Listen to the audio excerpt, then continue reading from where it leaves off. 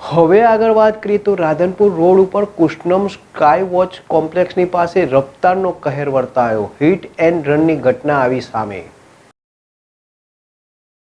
મહેસાણામાં વધતા જતા ટ્રાફિક સમસ્યાને લઈને ફરી એકવાર ગંભીર અકસ્માત સર્જાયો. હિટ એન્ડ રનની ઘટના સામે આવી.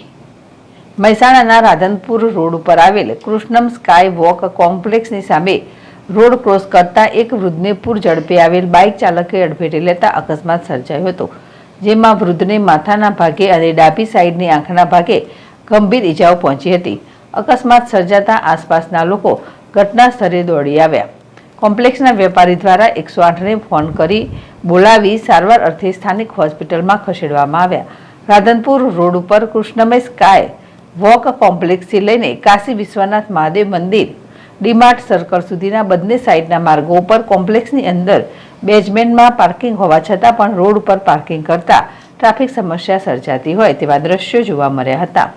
મહાનગરપાલિકા કમિશનરે સૂચના આપી હતી કે કોમ્પ્લેક્સની બહાર પાર્કિંગ કરેલ હશે અને નિયમ ભંગ કરશે તો કાર્યવાહી કરવામાં આવશે, છતાં પણ કોઈ કાર્યવાહી કરવામાં આવતી નથી. ભાવિન ભાવસાર, ZSTV, મહેસાણા.